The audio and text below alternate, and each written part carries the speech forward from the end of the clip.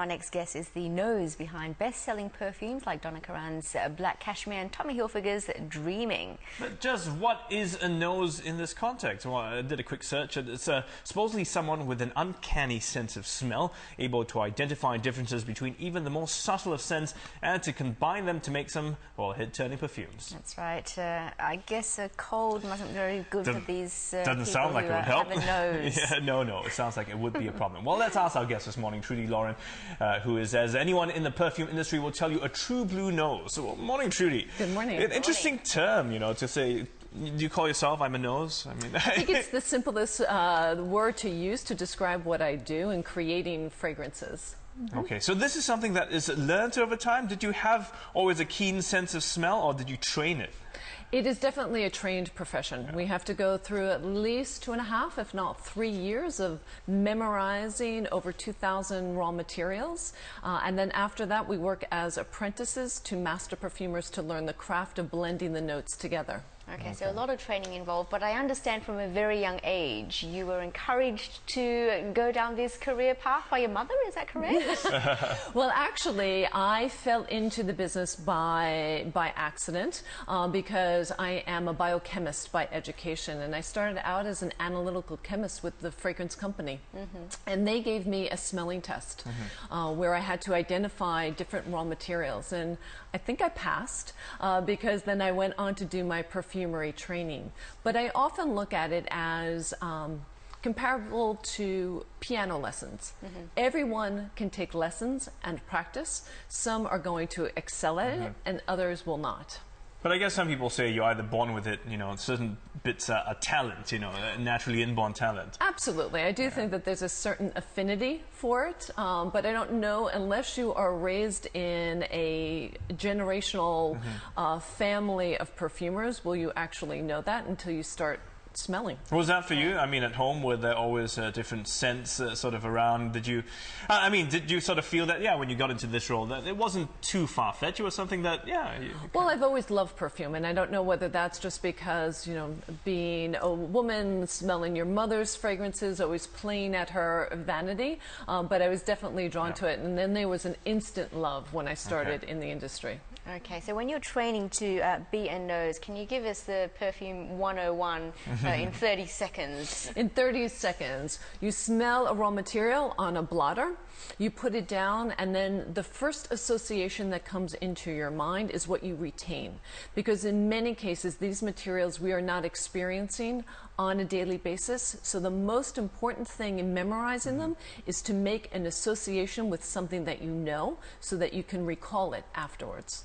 Okay, so you don't actually have to know the actual item itself, but eventually you do. Eventually you do, and you get tested on it. Yeah. So when you're developing a fragrance for a brand, say if it was a brand that had a sporting image, what kind of fragrance would you go for? How do you So with a sporting image, I would look at raw materials that are very fresh, maybe in the citrus family, other materials that we call ozonic, that give you the sense of fresh air, or marine, that give you the sense of being on the sea and the sea breeze, and start from there to put them together. And then if it's for a masculine sporty image, ground it with some notes of woods such as cedarwood or patchouli to ground the scent. So which comes first? Do you say to yourself, okay, sports, and then associate all the words that sort of are linked to it, and then look for, I guess, images and sort of scents that would kind of blend in with that? Or do you kind of work in a scent and then say, hey, this could be something that could be used in the sporting arena? For 90% of my time, I'm working with a marketing concept and really translating that marketing concept into how it should smell. So I'm working from imagery, and then in my mind's eye or my mind's nose, I come up with how I think it should smell, and then work to eventually achieve that. I do some just what we call blue sky in developing fragrances for just the occasion if something comes up, and then I have the perfect fragrance for it. Okay. Well, for us consumers, those of us who use perfume, tell us what's the right way to choose a perfect perfume for you? So I think the most important thing is that when you go to the fragrance counter, ask a lot of questions. What is new? What has come out on the market? But then try maybe 3 on the blotter no more than 3. If you, as an average consumer, if you start smelling more than 3, you will become fatigued, and you won't be able to determine the differences between them. And then always, always put it on your own skin, because fragrances smell different on everyone's skin. Live with it for a little while. Maybe walk around, do some more shopping, and then come back to it, because really you're living with this fragrance on your skin for 6, maybe 8 hours. And it smells different on different people. Absolutely, doesn't it? absolutely. It smells different on different people. A lot of it is due to your diet, because whatever that you put into your body actually comes through your skin. So if you have a diet that has a lot of spice or a lot of garlic, that's going to affect how a fragrance smells on your skin. So if you had a spicy meal, then you gotta think, maybe I would use it perfume. Exactly. You might need something a little bit heavier just to cover the spices. Well, you brought some in this morning. Maybe you can take us through how you would... Can you mix scents? Can you mix perfumes and say, today I want to, I don't know, mix this and that? And well, we never discourage a consumer from trying to mix scents, although the fragrances that you have there were developed as a fragrance in and of itself. So they're very complex, from their top notes to the heart to their base notes. There are other brands that, such as Jo Malone, that specifically design their fragrances to be blended. So the notes tend to be a little bit more simplified. But these are very complex. But I would never discourage a consumer from trying to mix their own, because you find your own personality sometimes in doing that. So how would you mix your own then? Well, you would mix your own right on your skin.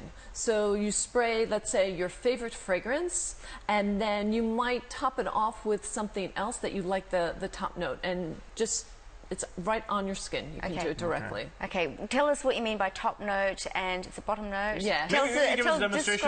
Describe for us what you mean. So the top note is the part of the fragrance that you smell when you first spray your fragrance. Yep. It lasts about 20 minutes on your skin, and that's all the light citrus, floral, green type of notes. Okay. Then it evolves into what we call the heart note or the mid note, and that is really the part of the fragrance that when you think about your scent, you remember it, because you're living with it for a couple of hours. So a lot of the florals, the woods, the spices are there.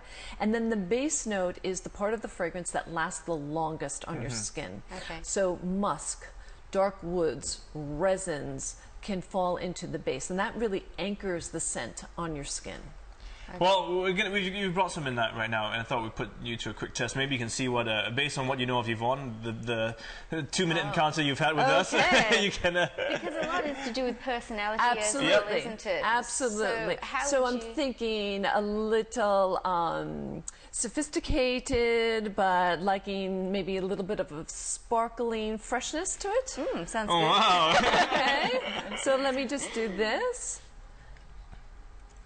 Let me see what you think about this. Lovely. It is sophisticated. Does it smell like you? I don't know. You tell me. Well, then she has to absolutely try it on her skin, right? That's well, the that's most important thing. So you can just dab that right on your skin. Now, also, where to apply perfume? Where is the best place you should apply?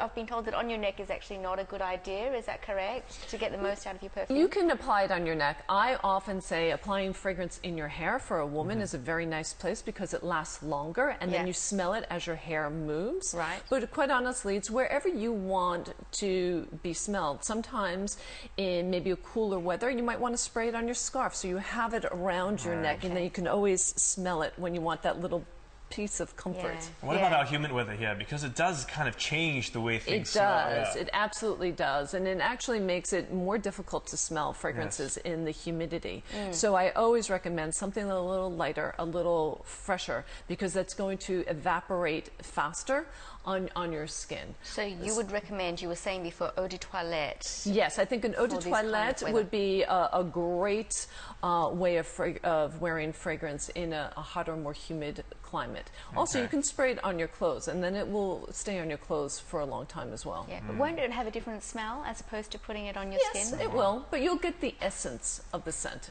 Right, okay. And we hear that you always go senseless. I mean, you... in that sense, Fabulous. Unscented, yes. I do go unscented just because I need to keep my skin as clean as possible. Right. And every shower gel, every shampoo, every soap does have fragrance to it. Yeah. So just to minimize the interaction with other scents on my skin, for the most part, I do go unscented.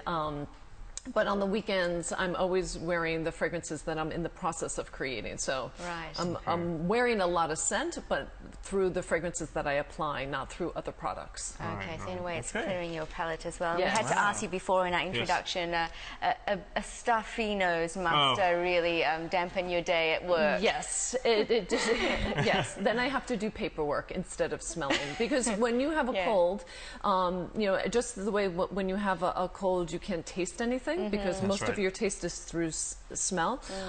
When I have a cold, I have to do paperwork and I can't smell anything. I see. Okay, very important to keep your nose healthy then. Yes, Thank you absolutely. so much. Thank you so much. Well, Trudi, Loren, the perfumer and also Vice President of Corporate Fragrance Development worldwide at the Estee Lauder companies, just showing us, I guess, our sense of smell is so important. We associate so many things with it, you know. Indeed. Yeah, Take it for granted as well. Yeah, I do. Yeah. So you take it back. I won't smell you. I mean, that might